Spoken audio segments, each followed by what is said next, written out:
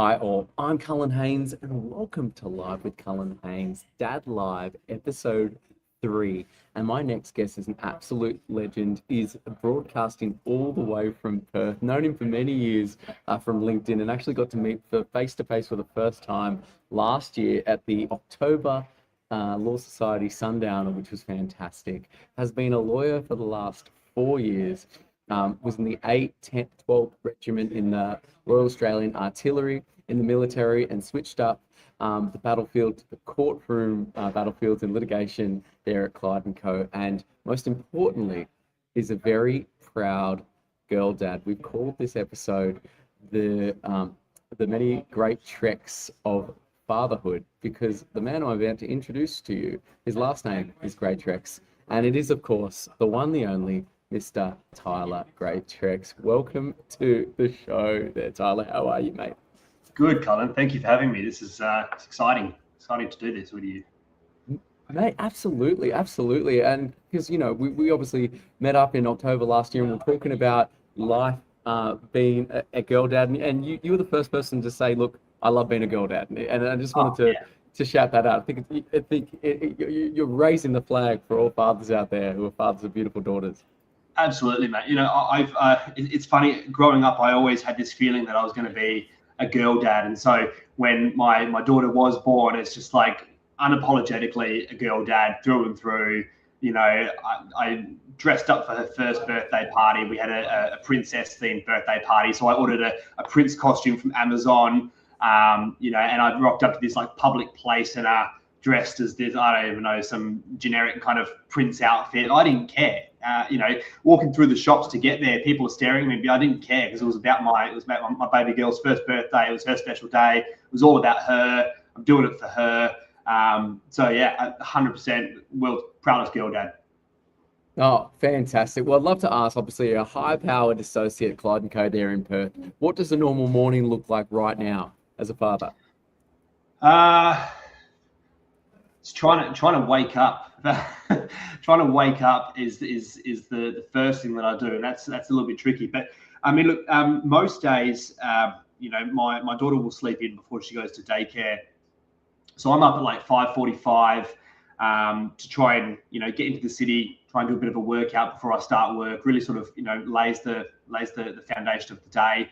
But days where I'm working from home. Wednesdays, some Wednesdays, I can usually sort of sleep in a little bit more, and she loves to sort of sleep in, especially if it means she gets cuddles from her dad, and then we get her up and we get her ready and take her to daycare, and then I sort of come back and get started with the day, and then pick her up from daycare at about 5:45 in the evening.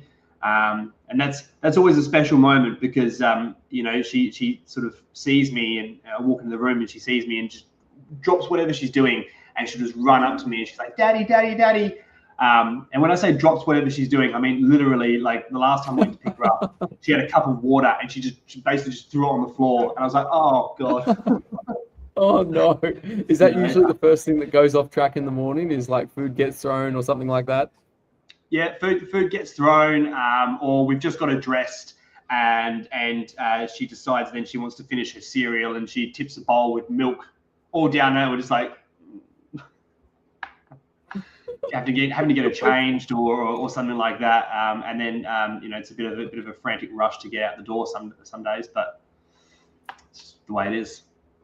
Absolutely, and I will encourage everyone. This is live. This is 10:27. Perth time, or 12:27 Australian Eastern Standard Time. If you've got any questions for this absolute legend, queries, comments, put them in and I'll try and shout them out. We're beaming to you live, and we're going to come to you, going to rip this episode and put it straight on the podcast tonight, wherever you get your podcast. What would you say the first thing that surprised you? Because obviously, and we'll get to your military in a moment and your life in the law, but what surprised you about becoming a dad that no one warned you about, or wish someone had told you in the first couple of weeks at least? I definitely think the mental load that comes with it.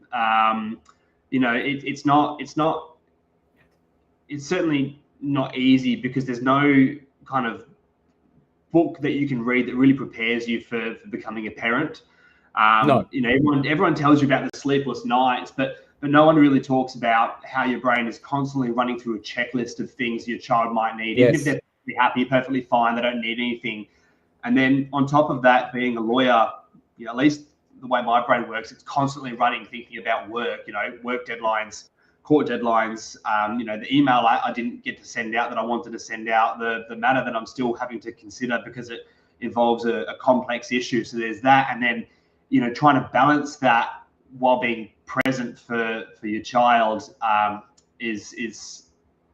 it's something that I think is a skill that you kind of have to develop, or you have to try and figure out where you sort of cut one off and pick up the other one. Yes. Well, I think for someone like yourself, because you're very, very high energy, as am I, and that was something that I was endeared by when I saw you in person back in October. What do you find is something that most new dads waste too much energy worrying about early on? And you've only got so many energy credits, right? So You what do. would you say, guys? You don't need to worry about this. Trying to be perfect, I think. Trying to have all the answers. That was very much me. I was trying to be the perfect dad. Trying to have all the answers when she was sick, particularly, and you would know this as well as I do, that when babies are sick, even if it's just like the common cold, they can sometimes show it in the weirdest way. Like we get a common cold and we get a sniffly nose, maybe a bit of a cough. Yes. A little bit achy, but at least in my daughter's case, she would just start like profusely vomiting, and then she'd get really dehydrated. And then we were like, "Oh my God, what do we do?" Like rush her to Perth Children's Hospital, and then she's they're sort of having to put fluids into her, and then they'd do the swabs. They're like, "Oh, she's just got the common cold." I'm like, "Really? Seems a little excessive." Okay. It's okay. But trying to be perfect, trying to have all the answers, and when something does go wrong, trying to know what to do, and that's the hard thing. There's that element of my job where it's almost expected that I have to have the answers. Yes. If I don't have them, I can go away and I can get the answers. But with parenthood, sometimes you don't have the answers and you can't get the answers, and it's a terrifying experience because you've got this little person who's relying on you, depending on you, and you just want to be the man that can fix everything for them. And when you can't, it can weigh on you. So I think knowing that it's okay not to be perfect, not to have the answers, because babies don't need that. They just need you there. They need you present. I think that was the biggest thing for me to learn.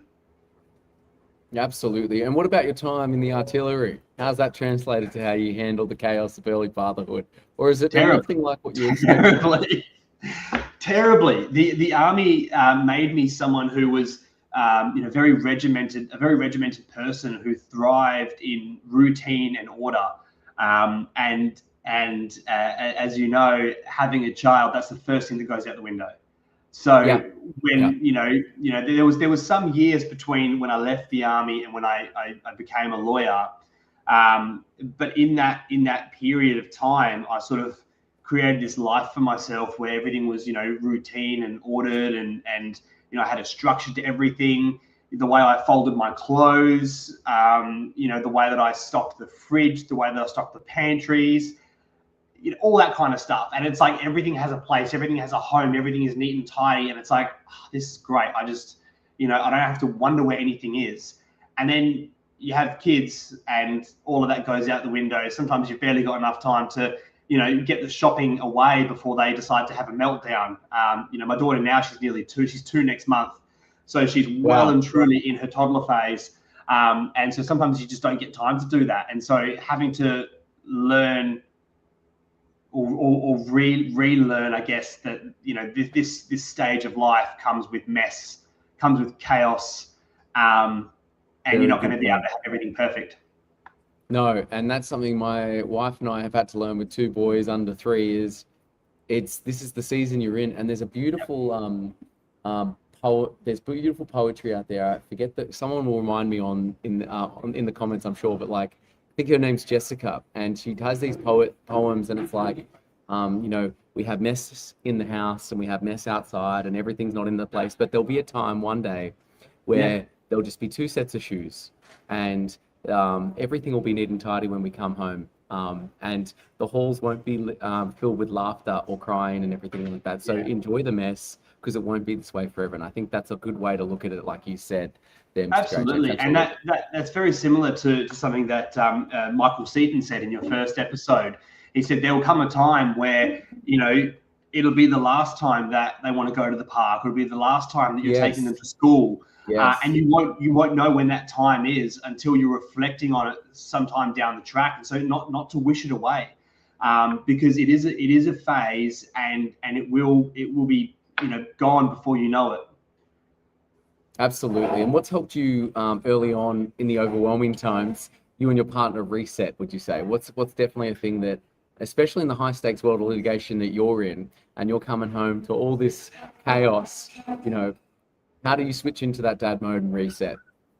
I think that's still something that's that I'm still trying to learn. There's definitely, you know, when you say when it felt overwhelming early on, there definitely is still days where it feels overwhelming.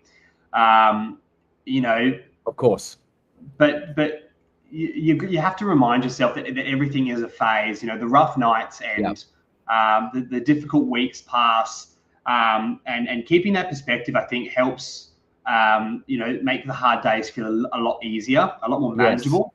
But again, you know, at the same time, you don't want to wish it away all too quickly. I think before I got into law, I had a short stint as a recruiter, and I remember my boss saying to me at the time, and and this is something that I've applied to my professional career, which has helped, but it's kind of at odds with being a father. But what he said to me was, you know, approach each day as it comes, and the weeks, months, and years will look after themselves, right? So in other words, just take each day as it comes. It's not a sprint. It's a marathon, and so just focus on each day.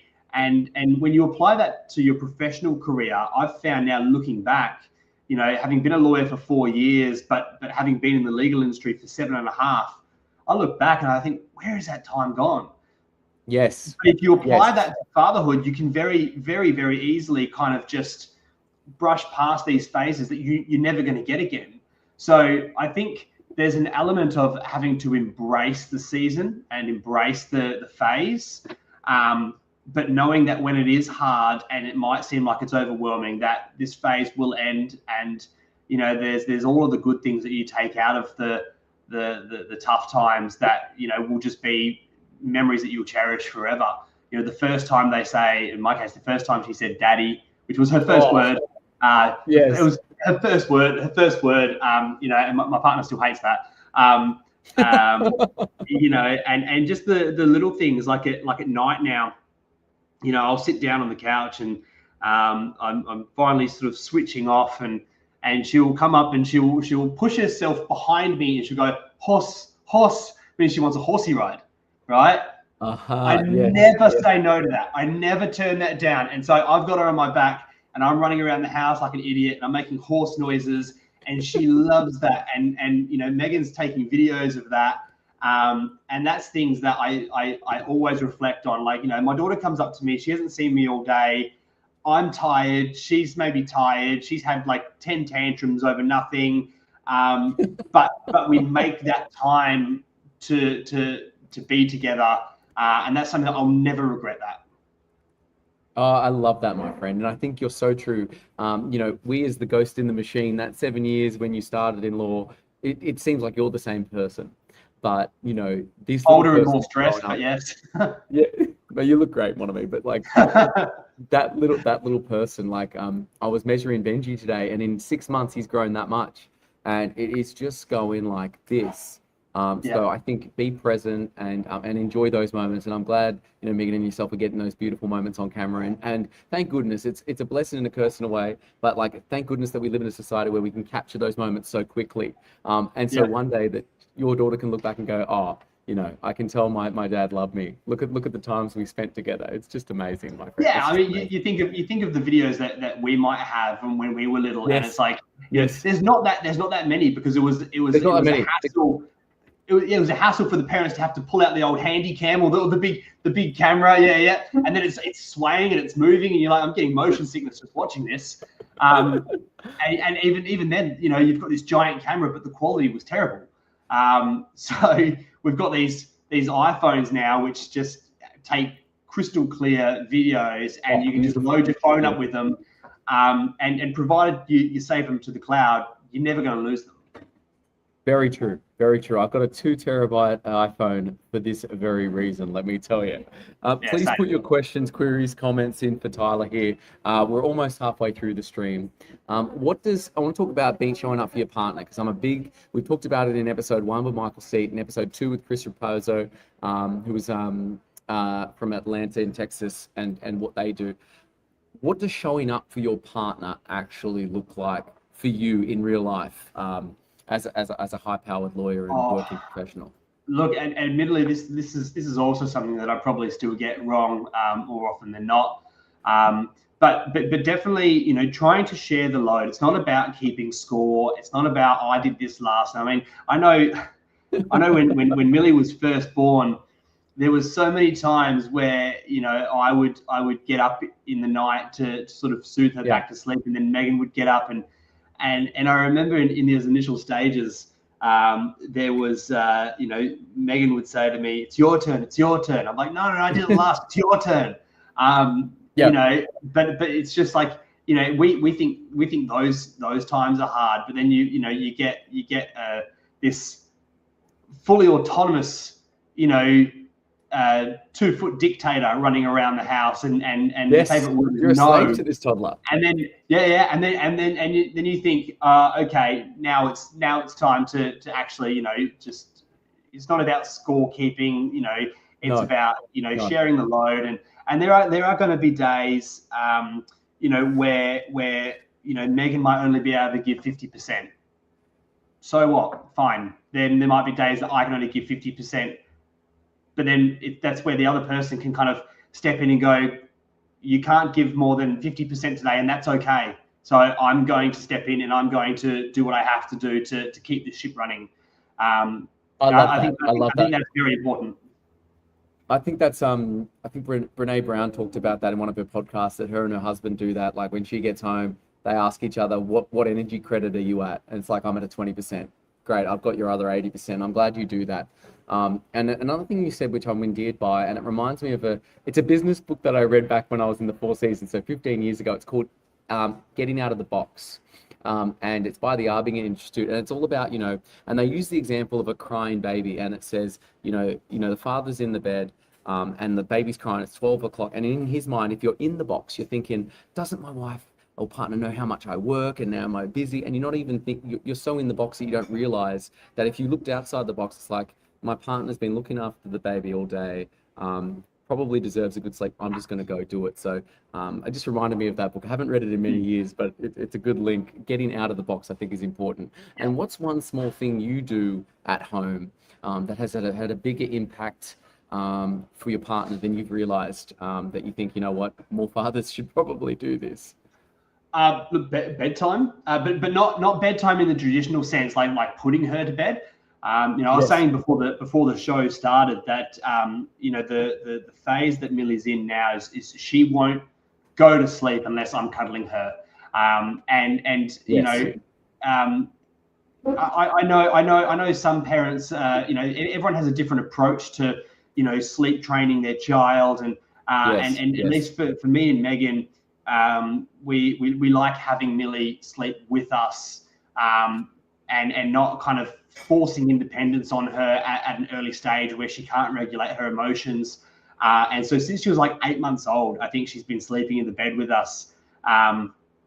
It's getting to a point where it's like, okay, how do we break her out of this now? But at least for since she was 8 or 9 months old, she's been sleeping in the bed with us, and at least for the last 7 months, she wants to cuddle with daddy before she goes to sleep, and she will only go to sleep if I'm like sort of holding her. And it might not seem like a big thing, but I think at least looking back, I've noticed that it has created this stronger bond between me and my daughter.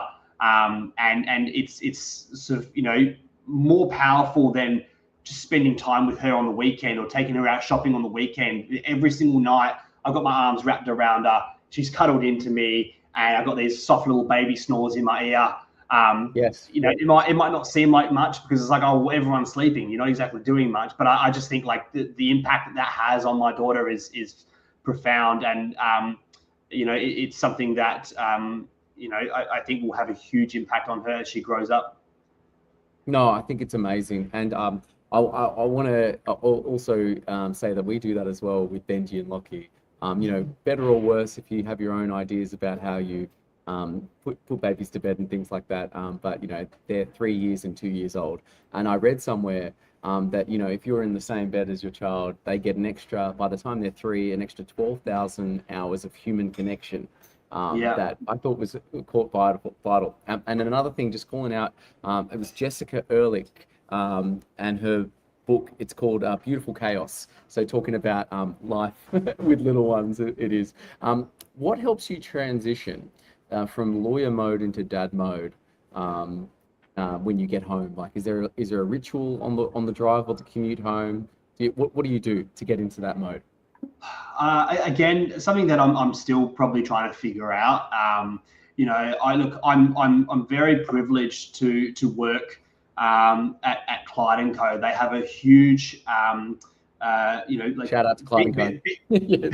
Being a family person, or being a you know, a mum or a dad, is something that's certainly at the forefront of their mind, and so they allow that flexibility. And I think actually they were voted the best firm to work at for new parents. Wow. Not only do they have not only do they have a very generous parental leave policy of 6 months, but you know, they knew from the day that I walked in the door that when I'm at work, but when it comes time for me to go home, unless I need to, unless I'm in a trial or there's something that needs to be done, I'm walking out, I'm going home to my daughter, that's it. And they've always been, you know, respectful of that, and there's never been any issues with that. You know, and so I'm very grateful to work there, but at the same time, I have my emails on my phone. I have this laptop, which is a laptop which is small and quite compact and very easy to kind of take wherever I want. So it's making that conscious decision not to check my emails, or if I do, not to fully engage with them until the next day, because it's still going to be there the next day. But getting in and you know, my daughter usually sees me walk through the door and she's, you know, happy screaming and she's running up to me and she wants a cuddle. So I don't think I do transition on the journey home. I think that transition happens the second that I walk in and my daughter just wants to be picked up and she wants to cuddle with her dad and she hasn't seen all day. I love that. And then for me, it's just like, you know, if I'm focused on her, I can't be in my phone. I can't be reading emails because I'm focused on her, playing dollies with her, doing a little tea party with her, running around, making sure she doesn't spill cereal on the floor because she always, for some reason, wants cereal at like 8 o'clock at night.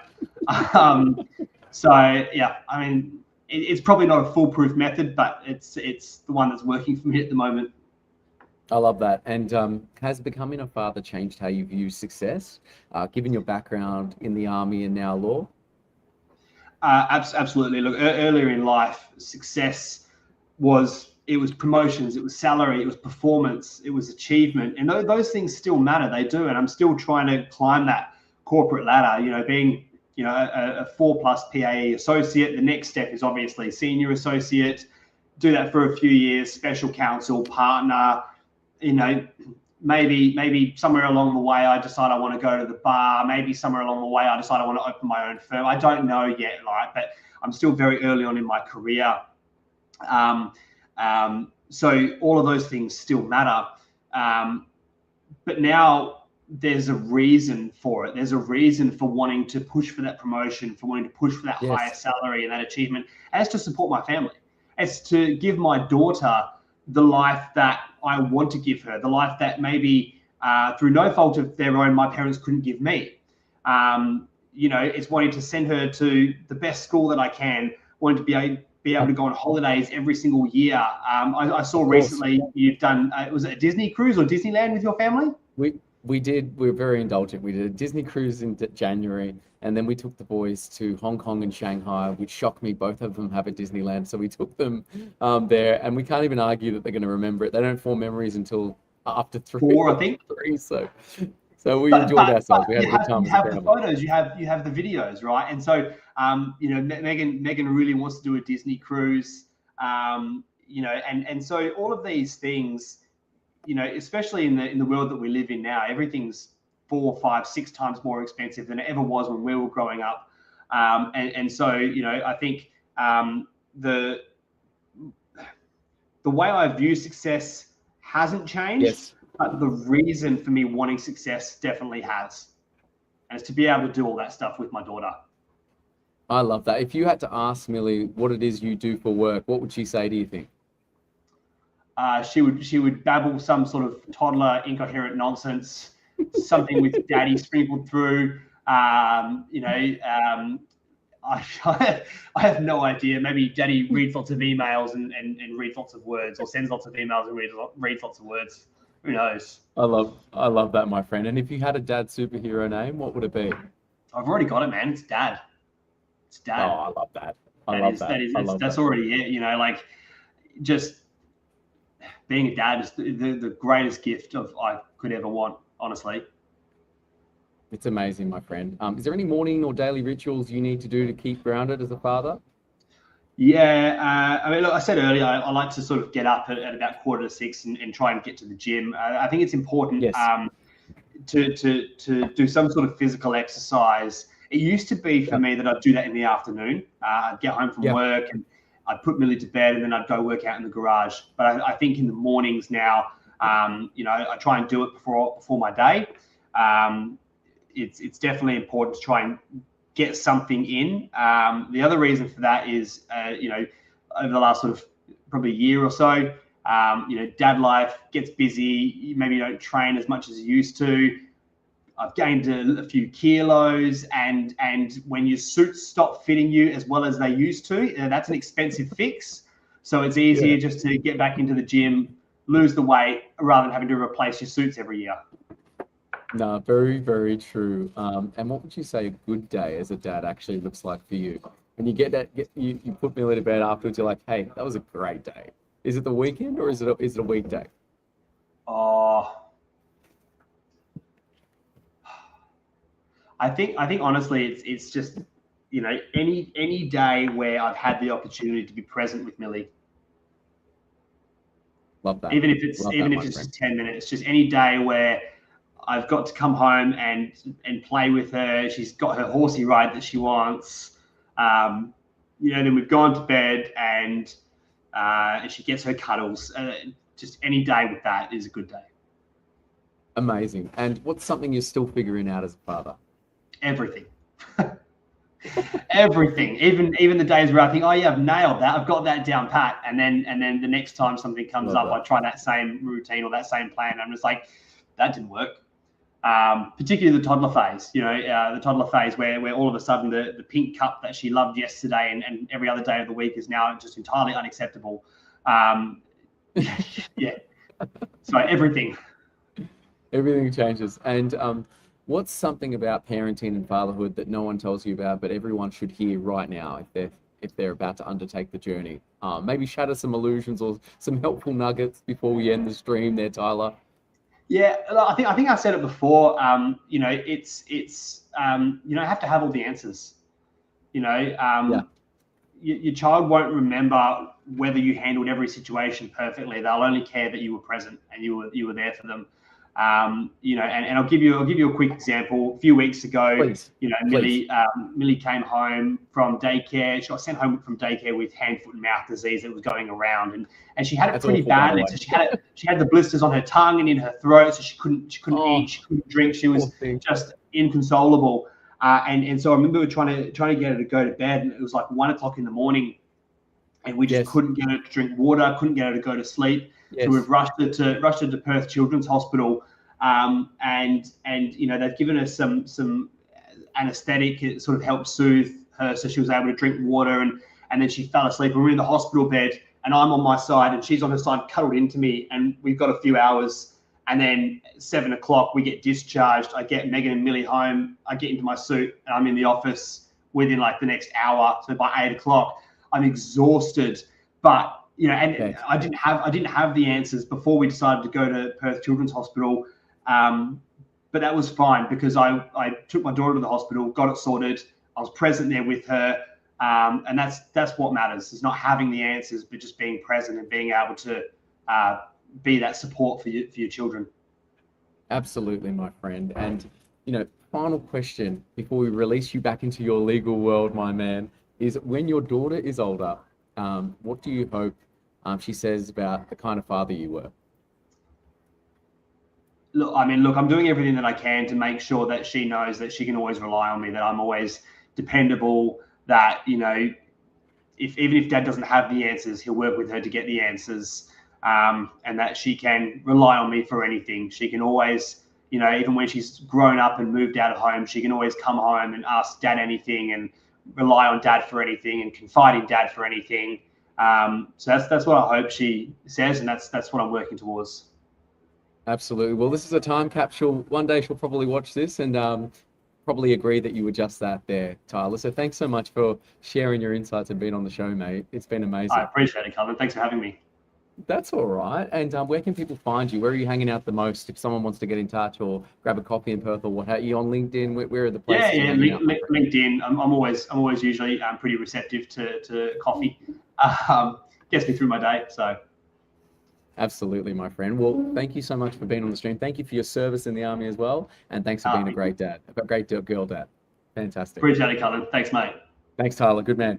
And if you want to be on the Dad Live show and you're doing things differently or reflections or what have you, we come out usually every Friday interviewing a legend in the parenting world, and really appreciate our first three guests, Michael Steven, Chris Raposo, and Tyler Greatrex, for their time. Thank you so much for tuning in, everyone. We come out on Spotify, Apple Podcasts, wherever you get your podcasts. I'm going to do my best to upload the stream.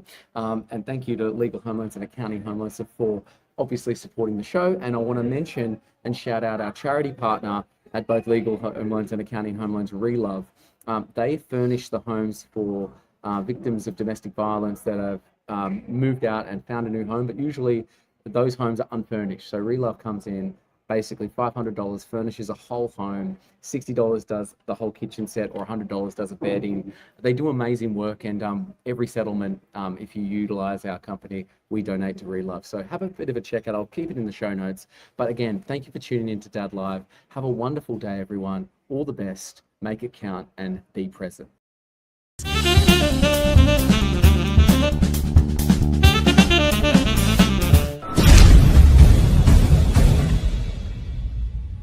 Hey there, Cullen Haynes here, Australia's leading broker for lawyers on LinkedIn, and here's why I want to talk to you today about my book, my new book, The Laws of LinkedIn, 23 ways to find your tribe, build your following, and make 7 figures on LinkedIn. When I started this journey 7 years ago, when we built, myself and Andrew, my business partner, we built Legal Home Loans from the ground up, the pain point for us was we were at a standing start. No one knew who we were. We had no money, we had no contacts, and basically we had to find a way to make our voice heard, talk to our tribe, the legal community, and build trust. And the only thing we had at our disposal was LinkedIn, which was and still is free. There's over 1 billion people on LinkedIn, and I wish when I started I had this book with me to guide me, because I basically distilled my 23 top leading hacks that we use to build our business to a 7+ figure, and I really want to get it out there and share it with you. So if you're back